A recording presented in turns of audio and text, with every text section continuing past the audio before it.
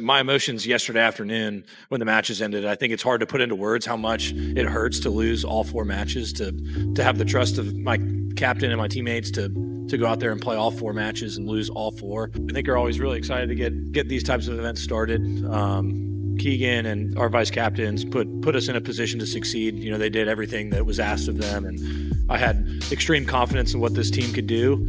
And that's due to our captain. I think they did an amazing job. Keegan did an amazing job. I'm not here to inspire somebody else to be the best player in the world, because what's the point? You know, this is not a fulfilling life. It's fulfilling from the sense of accomplishment, but it's not fulfilling from a sense of like the deepest, you know, places of your heart. You know, there's a lot of people that make it to what they thought was going to fulfill them in life, and then you get there and all of a sudden you get to #1 in the world, and then they're like, what's the point?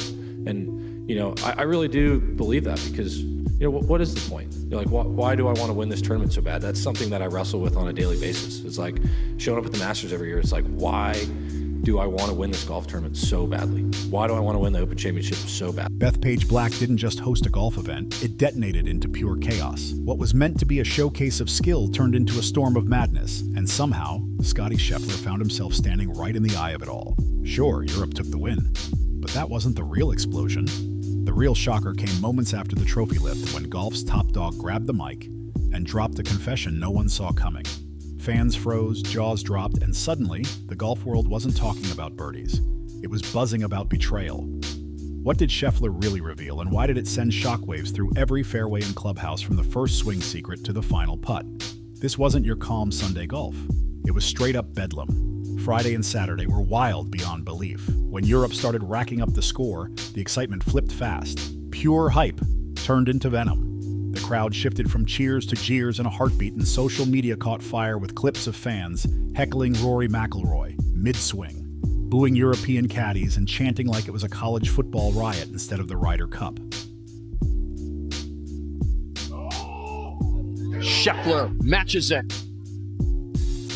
By Saturday afternoon, things hit a boiling point. No calm in sight. Sky Sports cameras even caught a brutal exchange on tape that tore across the internet like wildfire, proving this crowd wasn't fired up. They were furious. That chaos didn't just stay in the stands. It stormed right onto the greens. European players looked rattled. American stars looked tight. And every swing carried tension thicker than the fog over Bethpage at dawn. By Sunday, the line between home advantage and total hostility had vanished. When Europe finally lifted the trophy, it should have been pure triumph. But instead, the air was soaked in bad energy. U.S. fans booed through the ceremony, and what should have been a proud home defense collapsed into a PR nightmare for the PGA. The Ryder Cup was built on passion and rivalry. But this was something darker. A wild frenzy with no rules, no breaks, no grace. And standing dead center in that madness was Scottie Scheffler, the world's #1. Meant to be Team USA's rock, he turned into the tournament's most unwilling spectacle. Instead of dominance, he opened the week with 3 brutal losses, and by Saturday night the entire narrative had flipped. The world's top golfer couldn't catch a single break. Analysts shredded every missed putt, every strange pairing, every flicker that his spark might have burned out. Was this raw passion or pure insanity? Did Bethpage fans take it too far? Or is this the wild edge that makes the Ryder Cup so addictive? Drop your thoughts in the comments. When Europe sealed the deal on Sunday, Scheffler didn't run from the cameras. He faced them head-on like a man with nothing left to hide. His words weren't loud, but they hit like a gut punch. He called it one of the lowest moments of my career, admitting in both his post-match interview and a heartfelt Instagram post that he'd let down his teammates, his fans, and even himself. That kind of honesty hit the golf world like a lightning bolt. Scheffler, usually calm, collected, unshakable, was suddenly vulnerable for the world to see. And that raw emotion, it shook golf to its core. Headlines blew up overnight. No, Scheffler wasn't quitting, and he wasn't blaming the fans. What he gave instead was far more chilling, pure, stripped-down truth. He promised to come back stronger, but his voice cracked just enough to show the pain underneath. You could feel it. This was a man shattered in real time. For a sport built on control, composure, and clean polos, seeing the world's #1 crumble hit deep. Was this just a bad weekend or the start of something unraveling?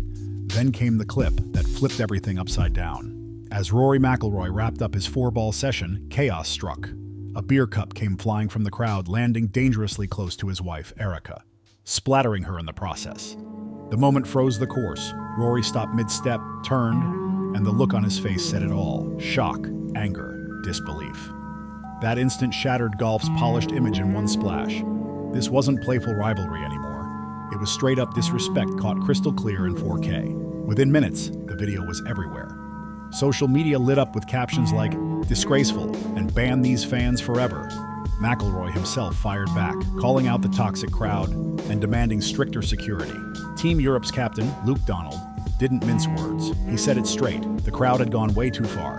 Even legends like Tom Watson jumped in, apologizing publicly and labeling the behavior shameful. By Sunday morning, that single beer-throwing moment had become the symbol of Bethpage madness. It dominated headlines, hijacked talk shows, and set off a firestorm about booze and boundaries in golf. Was it just one reckless fan or a crowd that completely lost control? At that point, it didn't matter. The damage was done, and that image was burned into golf history forever. This Ryder Cup won't be remembered for highlight reels or clutch putts. It'll be remembered for a drink tossed in anger. A tournament built on pride and honor turned into golf's biggest public embarrassment. And the nightmare, it wasn't even over yet. By Saturday afternoon, the atmosphere snapped. The fairway turned into something that looked more like a fight promo than a golf match. Players and caddies were jawing at each other like prize fighters at a weigh-in. Bryson DeChambeau ended up chest to chest with Justin Rose and Tommy Fleetwood. Caddies jumping in, faces inches apart, everyone brimming with fury. Cameras caught every brutal second in high definition, and fans couldn't believe what they were seeing. It all kicked off on the 15th hole. The noise, the frustration, the tension boiling over until Bryson finally snapped back at Rose. Then Fleetwood's caddy stepped in, getting way too close, turning it into a near standoff. Fans surrounded the chaos, phones out, filming every frame like paparazzi on a movie set. And within minutes, those clips were everywhere, flooding X and Instagram faster than wildfire. I don't know, because if I win, it's going to be awesome for about 2 minutes. And then we're going to get to the next week, and it's going to be like, hey, you won 2 majors this year. How important is it for you to win the FedEx Cup playoffs? And it's just like, we're back here again, you know? So we really do. We work so hard for such little moments, and you know, I'm kind of a sicko. I love putting in the work. I love being able to practice. I love getting out to live out my dreams. But at the end of the day, sometimes I just don't understand the point, you know, because I don't know if I'm making any sense or not, but am I not? It's just one of those deals, you know. I love the challenge. I love being able to play this game for a living. It's one of the greatest joys of my life, but does it fill the deepest, you know, wants and desires of my heart?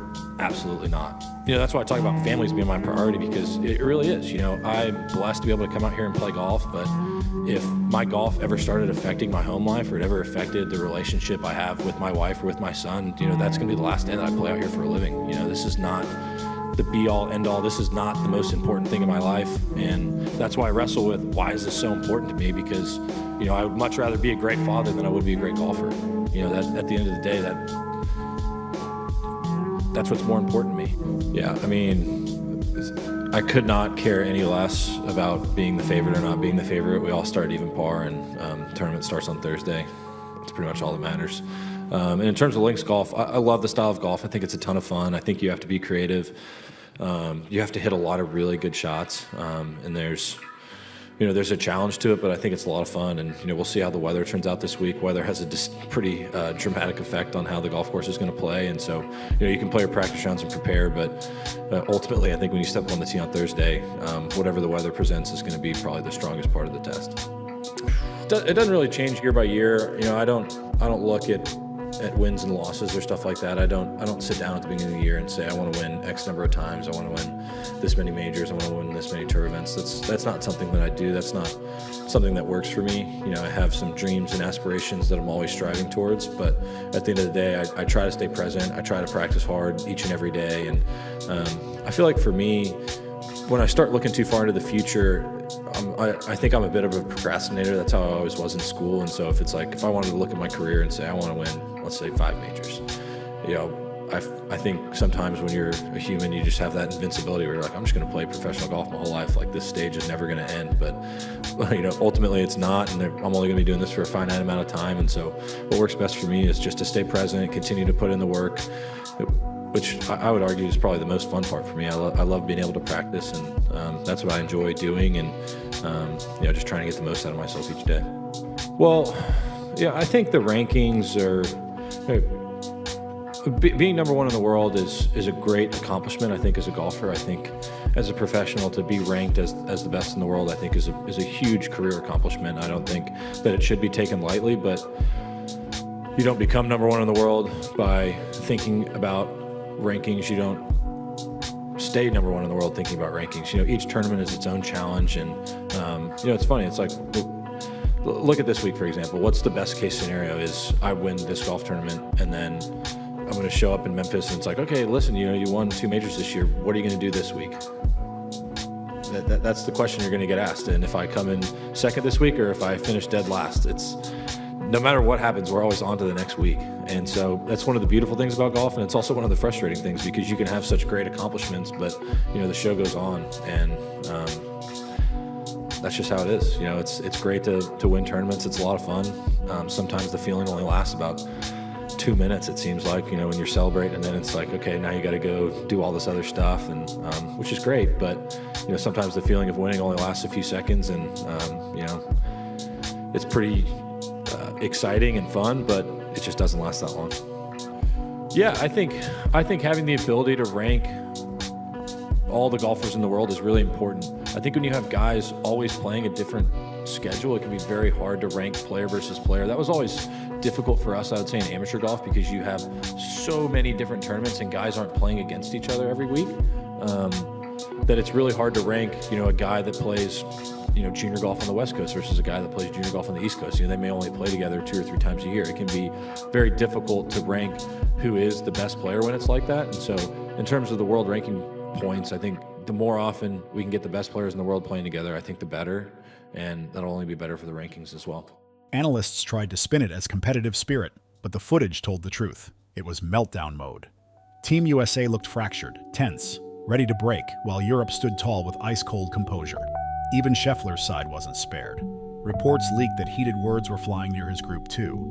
As tempers reached their boiling point, Scheffler matched the madness. Yeah, the Ryder Cup is supposed to be emotional, but this was straight-up daytime drama with golf clubs as props. By Sunday morning, the entire tournament had turned into a viral soap opera. Screenshots were everywhere, captioned, "Tell me you're American without telling me," and golf Twitter lost its mind. Bryson DeChambeau's fury became the meme of the weekend. What was supposed to be elite competition turned into total entertainment chaos. That player-caddy showdown? It became Exhibit B, proof that Bethpage wasn't just wild in the stands, it was completely unhinged inside the ropes too. Still, you gotta give Scheffler credit. He kept it real when it counted. But was this just a rough patch, or are we watching the start of a total meltdown for golf's top dog? Hit subscribe and drop your thoughts below. When Europe finally lifted that trophy, the madness didn't fade. It multiplied. Media outlets were dropping opinion pieces faster than highlight reels. Fans were fuming, Drunks was trending, and calls for security reform echoed across the sport. The Guardian slammed the fan behavior, while Golf 365 ripped into the American embarrassment with one brutal headline after another. Even U.S. talk shows jumped in, turning golf's biggest event into a national debate. Some were arguing about whether crowd mics should have been muted, like this was a congressional hearing instead of a golf broadcast. Social media went nuclear. Frame-by-frame video threads of the beer toss, memes roasting U.S. fans, and influencers demanding lifetime bans. Every feed became an investigation zone. Ryder Cup legends like Tom Watson stepped forward again, publicly apologizing and calling the weekend embarrassing. Behind the scenes, organizers were scrambling, announcing reviews, audits, and future improvements.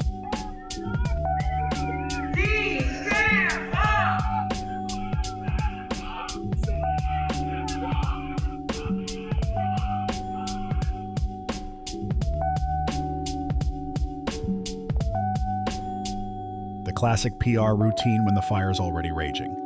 But it was too late. The damage was locked in. Instead of celebrating swing secrets and incredible shots, the golf world was consumed by chaos. Conversations weren't about clutch putts, they were about booze limits, failed security, and whether the Ryder Cup had officially turned into a soccer-style brawl zone. In the end, the story wasn't Europe's victory. It was America's meltdown. The win faded into the background while the outrage took center stage. Bethpage Black became the ultimate warning shot, a perfect example of how passion can cross the line and drown the very sport it's meant to honor.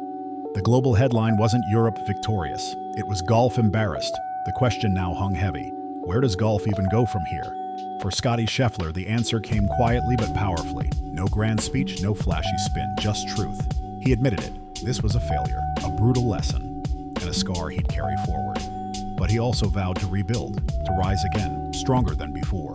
That single promise became the new cliffhanger for Team USA, a whisper of redemption in the middle of all the noise. Still, the cracks ran deeper than missed putts or bad pairings. Team chemistry looked shattered, leadership looked shaky, and analysts were already hinting at a captaincy shakeup before the 2027 showdown in Ireland. Behind the scenes, talk of a culture reset was circling like vultures. Both the PGA and the DP World Tour found themselves under the spotlight, pressured to sober the crowds, fix the system, and draw a hard line before another event spiraled into viral disaster. The message couldn't be clearer. Golf has to make a choice. Embrace the chaos and live with the roar, or restore the respect that made it great in the first place. Trying to juggle both? That might just break the game completely. For now, Scheffler's quiet reflection in Europe's champagne-soaked celebration closed out a Ryder Cup that'll go down in history. Not for birdies or pars, but for booze, tempers, and brawls. Bethpage Black brought passion, all right, just the kind nobody wanted on the leaderboard. Europe walked away with the trophy. America walked away with the shame. But the real question still burns. Who truly lost the Ryder Cup? The players, the fans, or golf itself? Drop your thoughts down below. Hit that like button and don't forget to subscribe to Swing Secrets for more wild breakdowns, real stories, and every twist this sport throws your way. And trust me, the fall